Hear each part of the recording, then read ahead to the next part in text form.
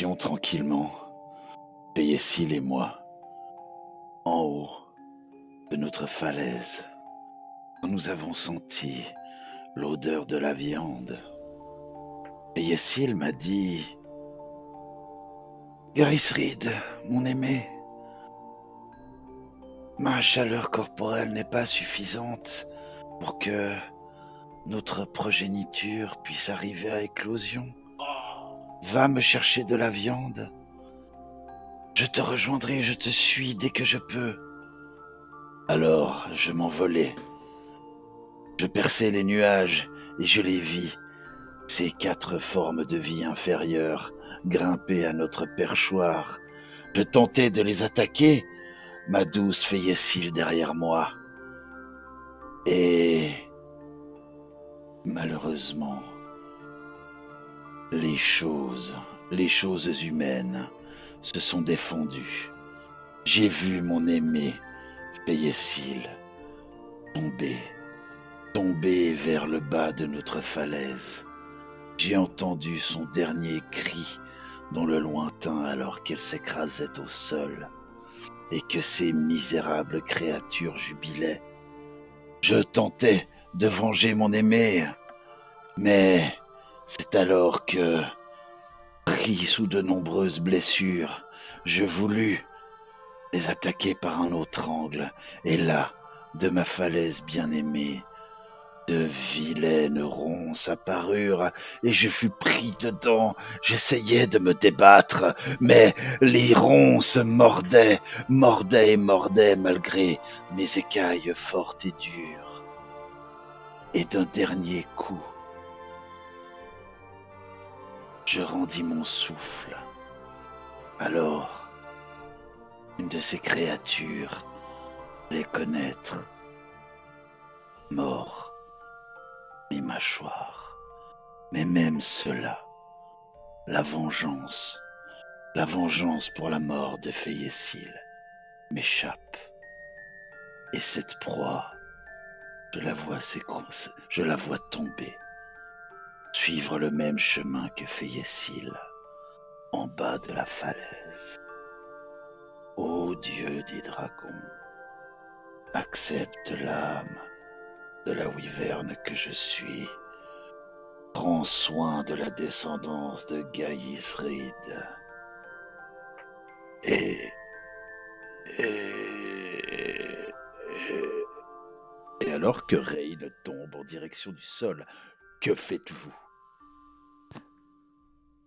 Je reprends mes esprits et je réenclenche ma maîtrise du plan aérien et je me remets à planer.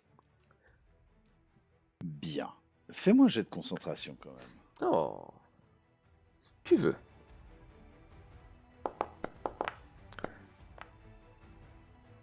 Tu, tu arrives à relancer ta concentration et tu arrives à amortir effectivement ta chute. Et alors que les ronces se dissipent, tu vois le corps de la wyverne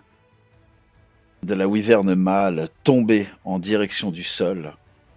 Tu croirais voir comme une larme couler d'un de ses yeux, alors qu'elle s'enfonce vers l'abîme à une vitesse vertigineuse, et que son corps vient s'abattre non loin de celui de sa compagne, plus bas, dans un bruit mou. Il semblerait presque que l'une de ses pattes vient recouvrir la patte de sa compagne. C'est alors que tu relèves les yeux vers tes camarades et que tu les vois toujours, pour l'un d'entre eux en train de voler, pour l'une d'entre eux euh, sur le dos de Syringa, et pour le dernier d'entre eux appuyé entre Syringa et la paroi. Je jette un dernier coup d'œil quand même vers ces créatures qui nous ont attaqués et peut-être pas jusqu'à une prière, une petite pensée envers eux, parce que Erastil, les animaux, la nature, tout ça, c'est bien, mais c'est la loi des plus forts, la loi de la survie. Et je remonte vers mes camarades. Bien. On y va les gars? On continue à monter ou vous voulez descendre vous reposer? Non, continue à monter, rattachant Srendil. Oui, oui. Viens là, Srendil. Je viens à toi. Je viens te chercher plutôt. Oui. Pour le coup. Bien. Ouais, on va recharger Srendil, regarder si Tilia va bien, Syringa, et puis si tout va bien, on remonte quoi. Eh bien, tout le monde a plus ou moins l'air de bien se porter. Et vous continuez donc. Ouais, il y en a qu'un qui est indemne. Les autres êtes simplement légèrement blessés. Alors que vous continuez votre ascension, au bout de quelques minutes, vous arrivez enfin en haut de la falaise. Et devant vous s'étale le plateau de Storval. Une étendue euh, très plate qui continue par des montagnes.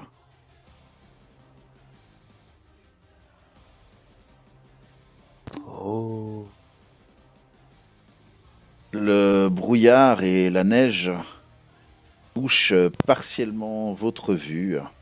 Donc, au loin, se dessinent quelques montagnes euh, que vous pensez être eh bien, les pics de fer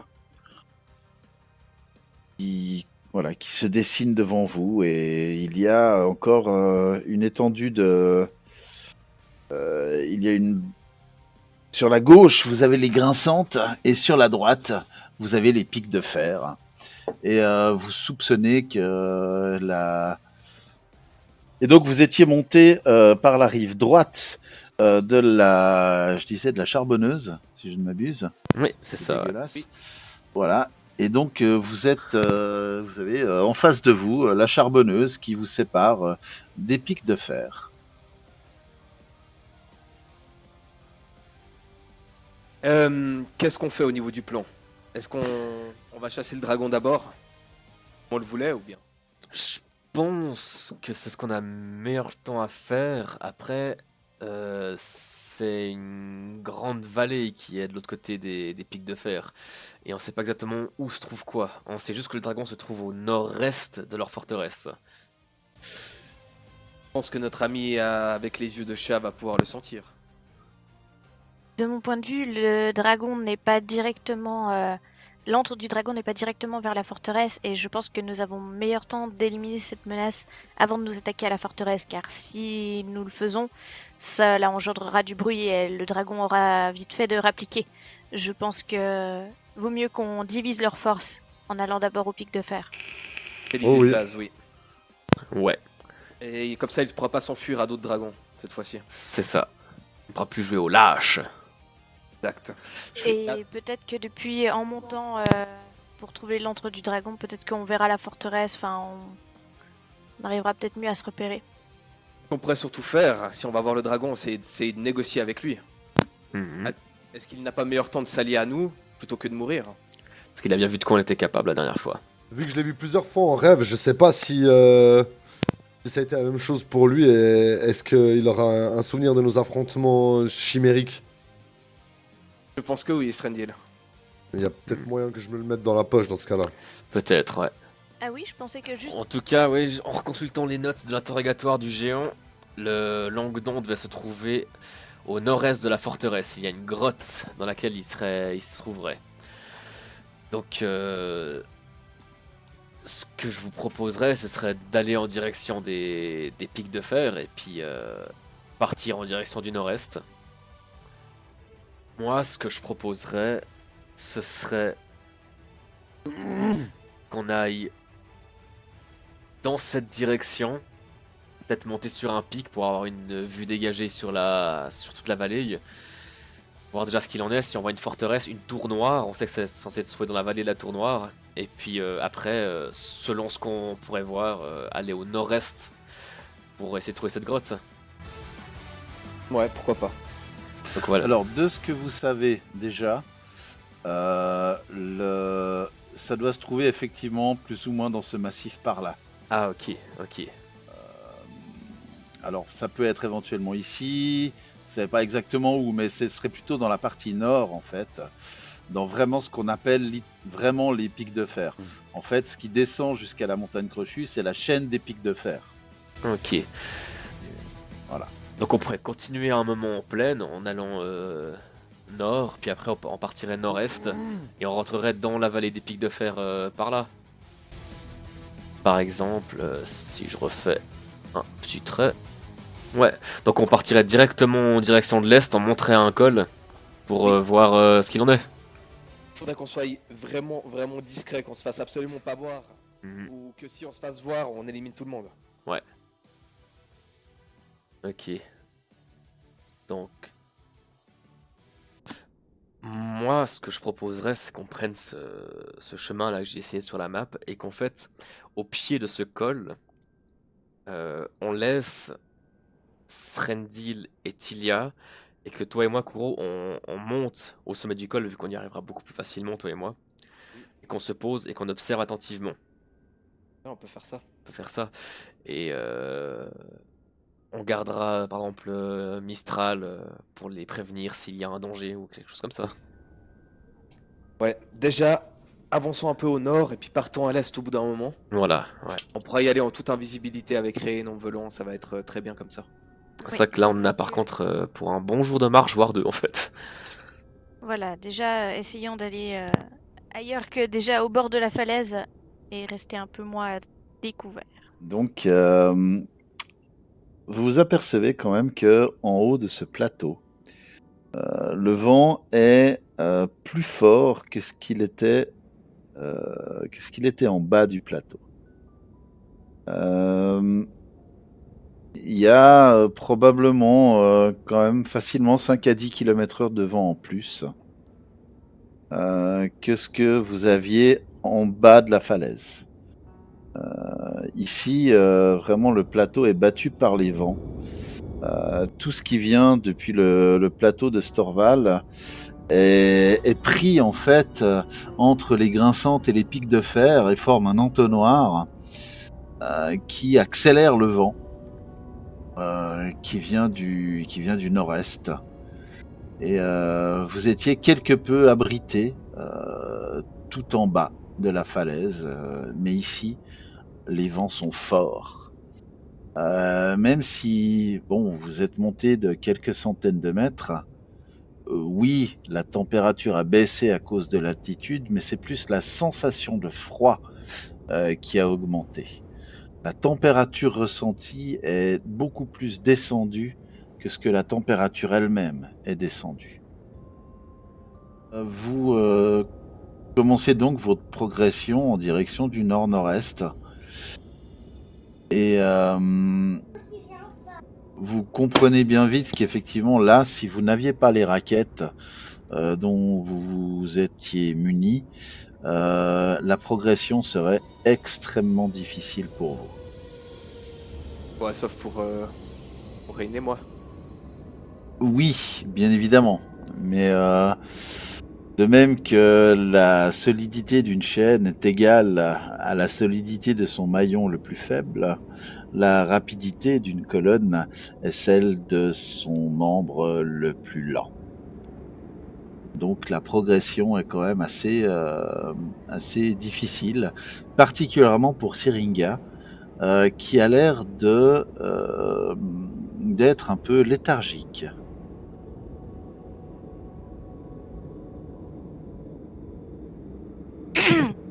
Comment ça, les lézards sont des animaux à sang-froid? Pas du tout. Ah bah oui, putain, merde. Justement. Ah, faut qu'on le réchauffe. Il est pas du tout fait pour ce genre de climat en fait. Et non, il vient des marais. de marais relativement chauds. Ouais, puis ils aiment bien lézarder au soleil. Eh oui. Est-ce qu'en le recouvrant de quelques buts de tissu, couverture ou autre, ça lui ferait du bien peut-être? T'as pas un sort source de chaleur, un truc comme ça qui pourrait le tenir chaud? Alors, je vais de toute façon déjà sortir les couvertures et puis lui mettre le plus. Parce que nos couvertures, tant qu'on dort pas avec, elles nous servent à rien. Alors, de vos connaissances que vous avez à vous, entre la survie et la vie des lézards pour les nuls, vous savez qu'effectivement le lézard est un animal à sang froid, donc il ne produit pas de chaleur. Donc tu peux lui mettre toutes les couvertures Ouais. que tu veux, C'est ça le problème. ça va retenir rien du tout, vu qu'il n'y a rien à retenir. Il faut Il une ne source de fait chaleur que- extérieure. Il faut une source de chaleur extérieure à son corps pour que les couvertures soient utiles. Hmm. Est-ce que si, déjà tout bêtement, on se tient tous assez proches de lui? C'est-à-dire qu'on marche pas à la file indienne, mais qu'on marche assez groupé. Alors, comme je le disais, le vent est très fort. Ce qui fait que... Enfin, le vent est très fort. Le vent est fort. Ce qui fait que il y a rien, il y a pas grand-chose pour retenir la chaleur entre vous. Maintenant, vous pouvez faire de vos corps un écran face au vent pour que le vent le frappe moins fort. Mais ça le réchauffera pas. Ça le réchauffera pas. Ça fera que ralentir la chute de sa température corporelle. Ah, quelle merde. Moi j'ai... ouais, non mais ça c'est un sort de lumière, ça chauffe pas je pense. Syringa doit absolument nous accompagner, Tilia. Non mais on peut pas le renvoyer maintenant mec, on est loin de tout. Bah, il Ouais, peut bon, survivre bah. tout seul, elle peut simplement lui donner l'ordre de nous attendre en bas, tout près de la rivière. Tout à fait. Parce que je suis en train Désolée, mais je connais tellement de bienfaits de Sarenrae qu'il me faut un peu de temps pour passer en revue toutes mes connaissances. Je la vois en train de faire de ses boucs. Coudre une chaussette. Mais Ça. effectivement, si parce que la température ne fera que chuter davantage au fur et à mesure que nous avançons, et je ne peux ça ne sert à rien qu'il soit là si c'est pour être à moitié groggy. Ça ne fera que le mettre en danger et nous aussi. Si c'est pour l'hypothermie surtout à mon avis là. Moi, Dire qu'on est tous morts. je pense que c'est on a meilleur temps de qui nous attendent. Ouais je pense aussi, je suis assez d'accord avec Kuro.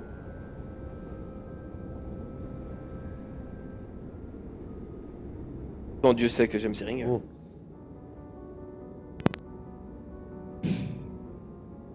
Non, bah il va pas nous accompagner.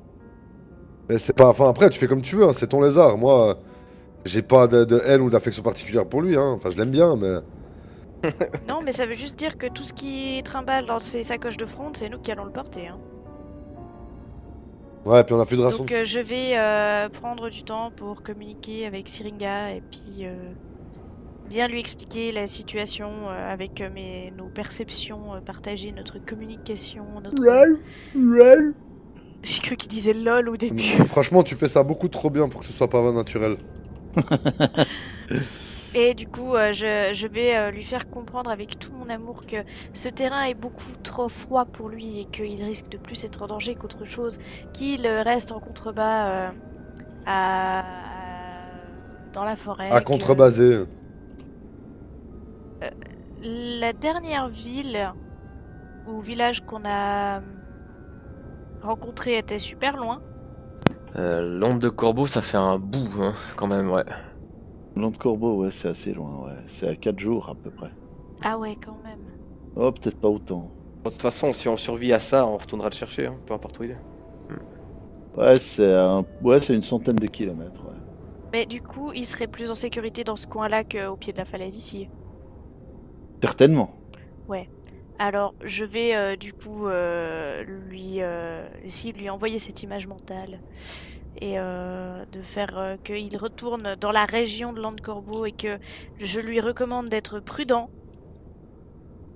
de rester à couvert pendant le trajet. Enfin voilà, il a l'habitude de survivre en nature. Hein, mais... Ouais, c'est quand même une bête apprivoisée, mais il pourrait se débrouiller, ouais.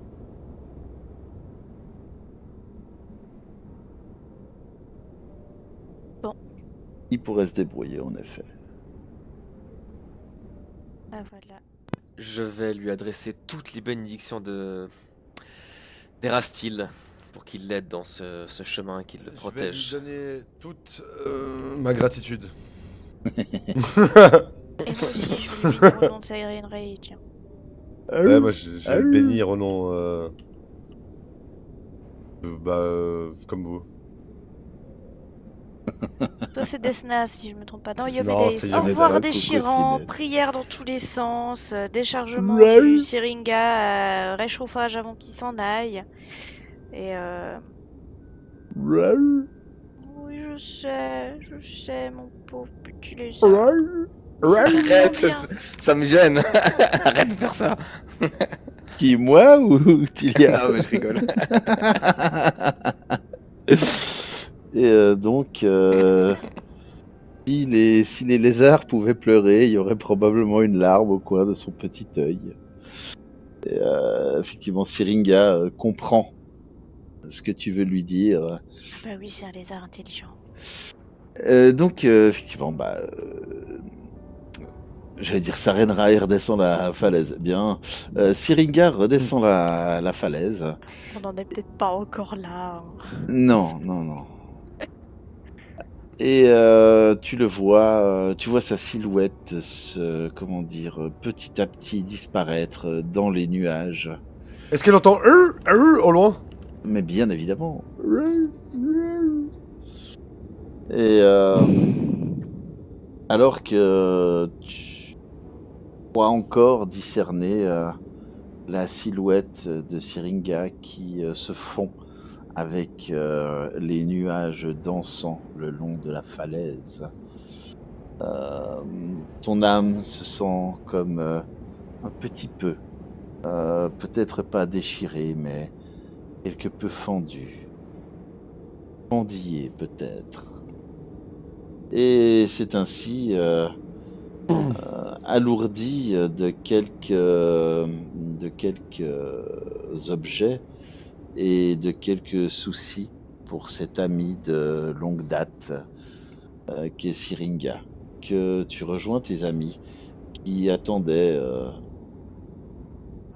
un peu plus loin que le rebord de la falaise. Et devant vous s'ouvre le plateau glacé que vous allez pouvoir parcourir sans risquer la vie de cet animal à sang froid qui vous a été si utile à tant de reprises.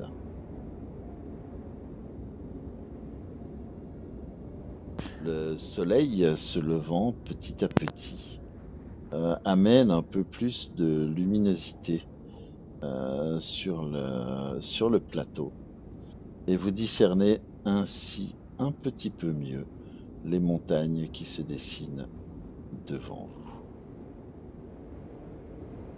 Moi, je vous Donc, vous servez effectivement des pierres chauffantes pour les mettre sous vos vêtements afin d'avoir bon chaud.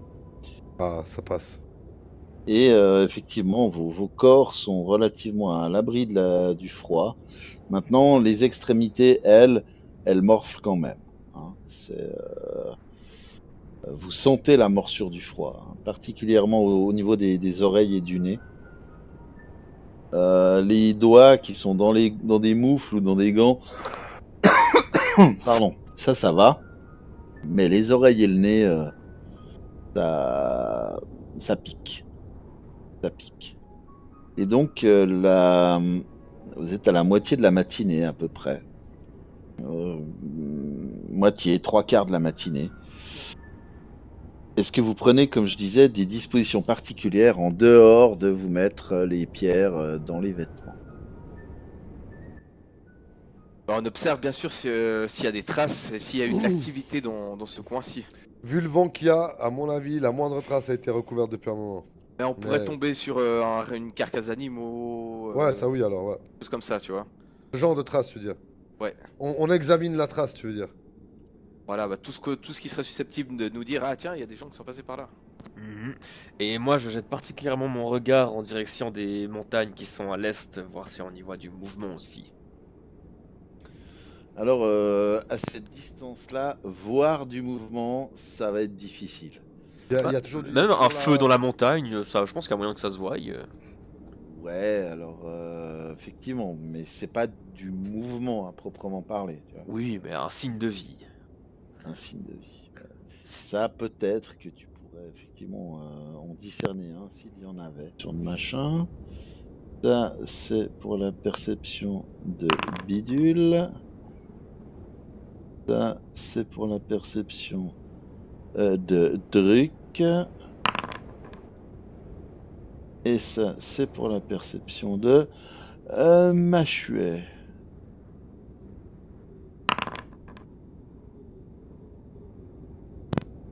Ok. À savoir que j'ai un +2 en montagne. J'en prends bonne note.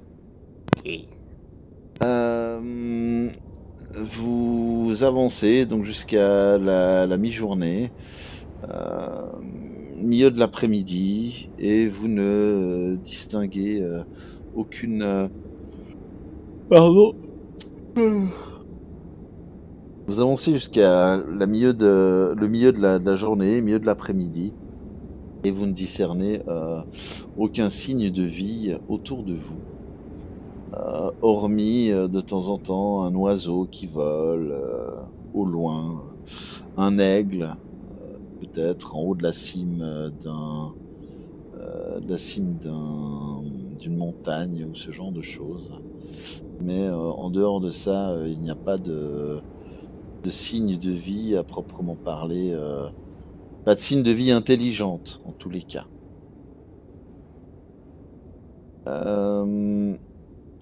Au fil de la journée, les nuages disparaissent, ne laissant plus qu'un peu de neige qui tombe, assez peu du reste. Oui, donc les nuages, eux, effectivement, disparaissent. Et la luminosité est assez, comment dire, agressive pour vos yeux, vu que je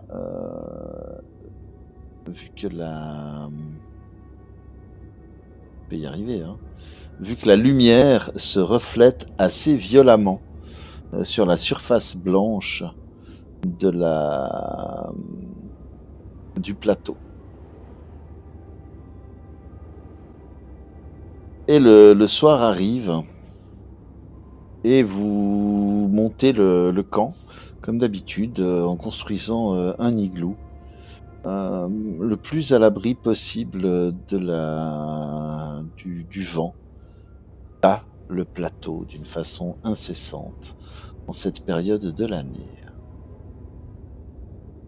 Prenez-vous des dispositions particulières pour la nuit qui se présente devant vous? Moi, je vais prendre le premier tour de garde s'il y a moyen. Ouais, je pense qu'on fait le même rythme que d'habitude, c'est-à-dire Oui. SRKT. Putain, c'est le nom d'un groupe de rap, quoi.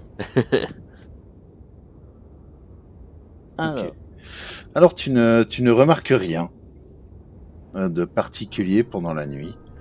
Et c'est ensuite au tour de Rain d'ouvrir l'œil et le bon.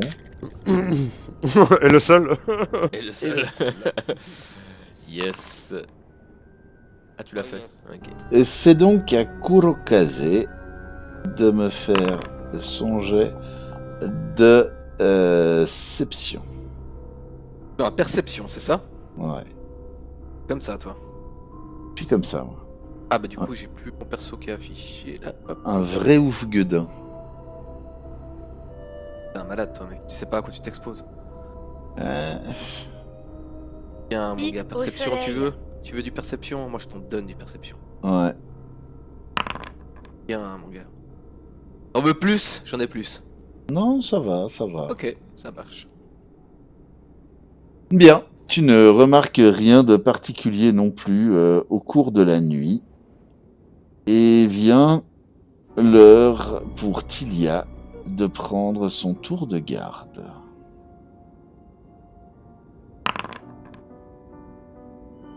Alors, hop. Ok. Rien ne se passe non plus pendant le tour de garde de Tilia. Arrive le matin et vous êtes approximativement à mi-chemin de l'itinéraire que vous vous étiez fixé la veille. Le matin est assez clair et vous voyez le soleil qui pointe à l'horizon. Derrière les... Enfin, vous ne le voyez pas directement parce qu'il est derrière les pics de fer, mais vous voyez la silhouette des pics de fer qui est illuminée par derrière. C'est un magnifique contre-jour. Et sur votre gauche, vous avez le bassin qui donne naissance à la charbonneuse qui miroite dans la luminosité blafarde du petit matin.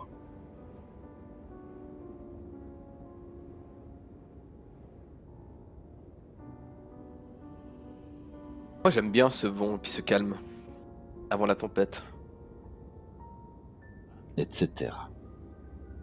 La progression est rendue un petit peu plus facile qu'hier par l'absence de chute de neige aujourd'hui.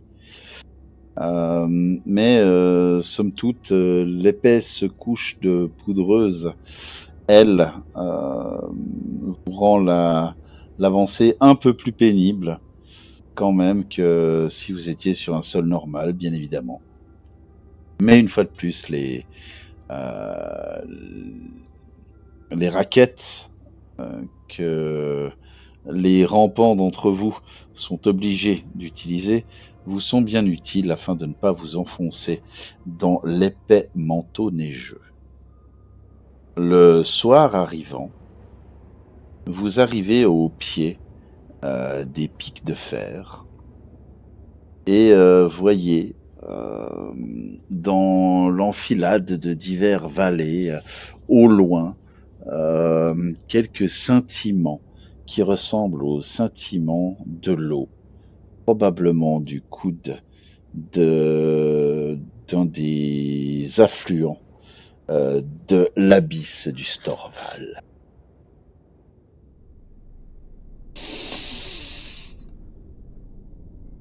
En bon français, pour celui qui est sur la carte de Varizy, vous êtes arrivé au bout du trait. Là. Parfait. Donc là, c'est le soir. Donc je propose qu'on passe la nuit ici. Et que demain matin, à l'aube, Kuro et moi, on s'envole. Et on va regarder au sommet tout ce qu'on peut observer dans la vallée. Dis-moi, Tilly, on reste en retrait. Je Ouais. pense est-ce que nous on fera ça très très vite. Et on se rendra invisible. Ray, Ouais. Très bonne avant de idée. décoller. Alors l'invisibilité, elle dure quelques minutes seulement. C'est 1 minute par niveau. Ouais, c'est quelques minutes. Donc on arrivera vers le sommet par exemple. Ouais, c'est 4 minutes en fait. Donc vous allez me faire pour l'ordre habituel, à commencer par Srendil, un jet de perception, je te prie. Bien sûr, mon ami. Alors, je suis en aveugle. Wesh.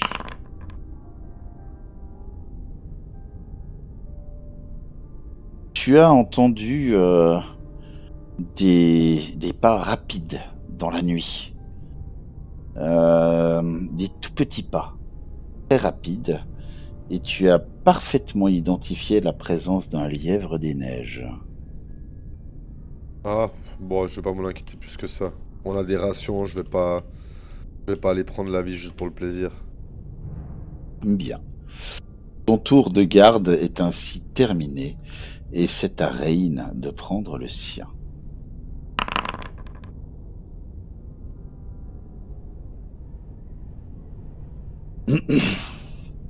Toi aussi, tu perçois, au courant de la nuit, un bruit de pas. Mais ceux-ci sont beaucoup plus lourds. Beaucoup Oula. plus lourds. Ok. Scientifiquement plus lourd? Toi, tu roupilles. Je me concentre justement sur cette cadence et sur les vibrations et j'essaye d'imaginer la taille de la créature. Et ça peut correspondre au géant qu'on a déjà affronté. C'est carrément la même catégorie de personnel. Ok. Oh là là. Donc on a fait un igloo, j'imagine, qui est à flanc de falaise, juste au pied de la falaise. Voilà, tout à fait. Donc ça risque de se faire remarquer, un igloo quand même.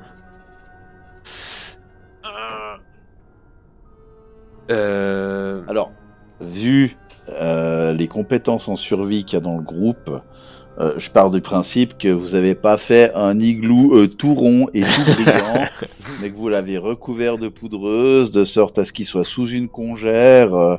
Donc, Oui, ça et se puis repère Non, pas on l'a forcément comme on l'a ça. fait au milieu de la plaine, puis on a marqué igloo.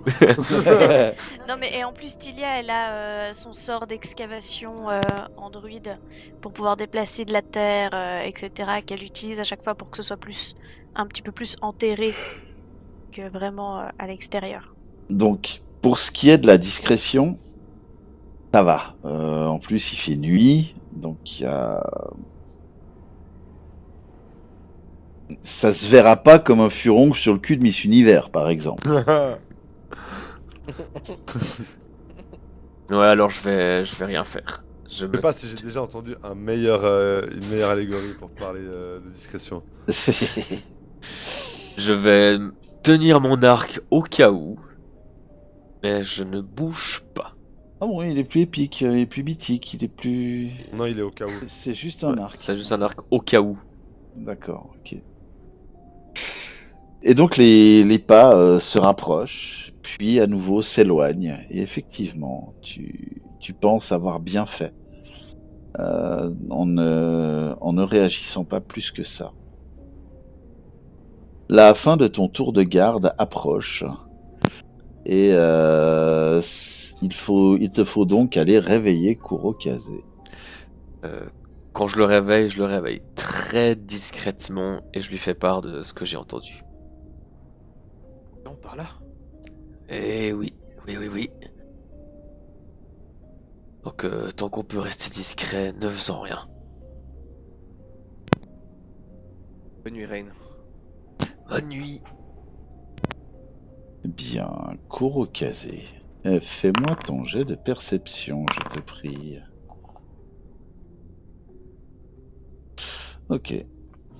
Rien non plus pendant ton tour de garde. Tu ne perçois aucun bruit suspect.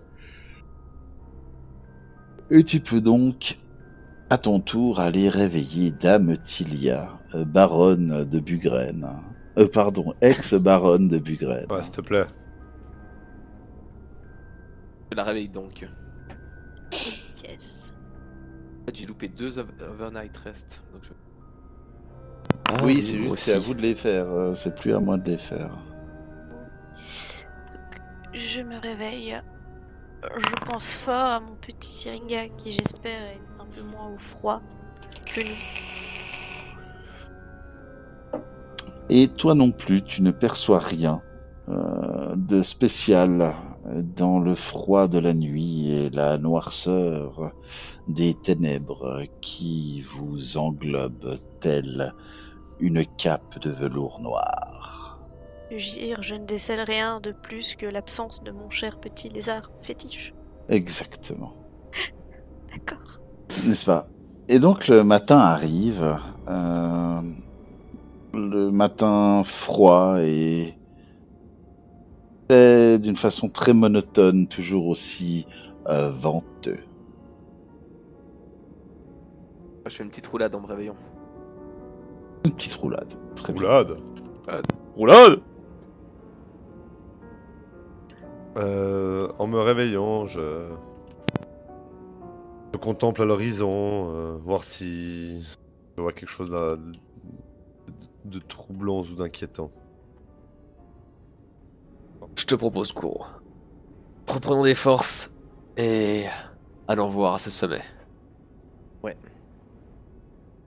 Donc, j'espère que vous avez décompté les rations de nourriture. Hein. Tout à fait. Moi, C'est vrai, c'est fait. je l'ai fait pour tout le monde dans le stock de rations que j'ai récupéré de Syringa. Ah, bah c'est gentil. Très bien. Du coup, je peux me rajouter une. Alors, vous lancez vos... Pour Rain, ton sort de vol. Et pour Kuro, ton aptitude à voler. Et vous rejoignez gentiment le... Pardon. Vous rejoignez gentiment le sommet le plus proche. Il vous faut quand même un certain temps pour monter, dans la mesure où les montagnes sont quand même relativement élevées. Il y a Mistral qui nous accompagne au cas où. Mais certes.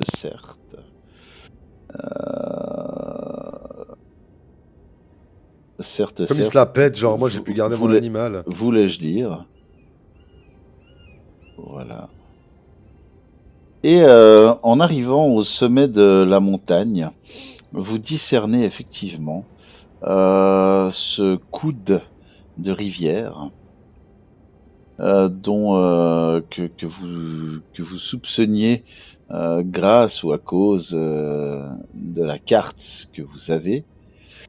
Et vous pensez qu'effectivement, c'est dans ce coude-là, en observant bien, en prenant votre temps pour observer, que vous discernez comme une enceinte circulaire au loin, près de la rivière, dans un petit plateau, on va dire, entre divers sommets. Mais ouais. Exact, ouais. Ok. Alors vous redescendez et vous voyez vos camarades qui vous attendaient bien sagement. On fait le topo. Donc vous vous remettez en route, fort de votre idée d'itinéraire. Et après quelques heures de marche, peut-être 2 ou 3 heures, quelque chose comme ça, au détour d'un petit col, vous discernez beaucoup mieux maintenant la vallée. Et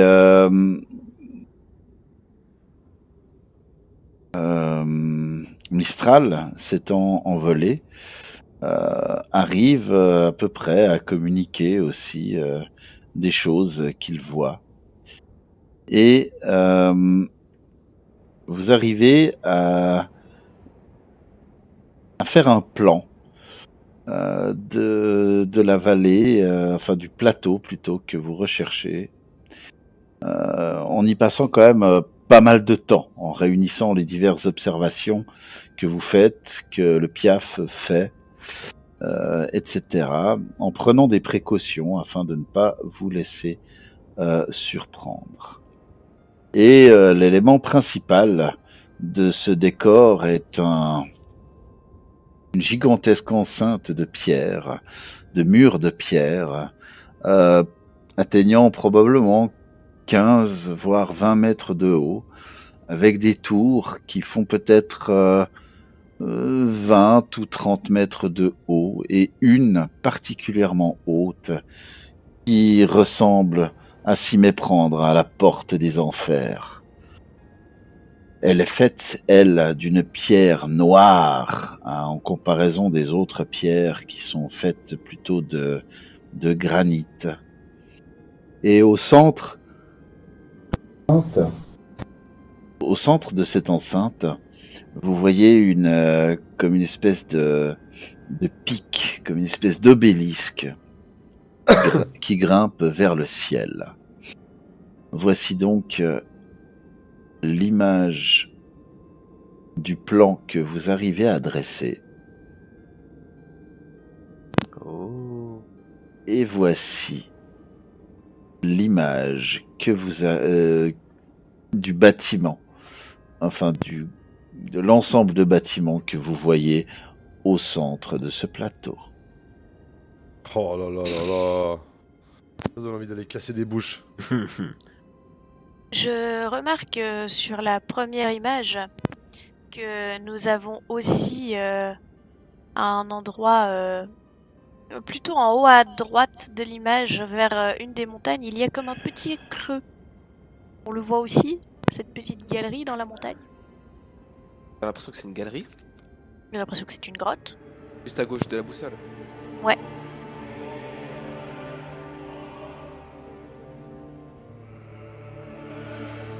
Alors je n'en sais rien, mais c'est vrai que ça y ressemble. Mhm. Et c'est sur cette interrogation que le rideau se baisse sur la scène et que la lumière revient dans la salle de spectacle. Bienvenue à Jorganpoint.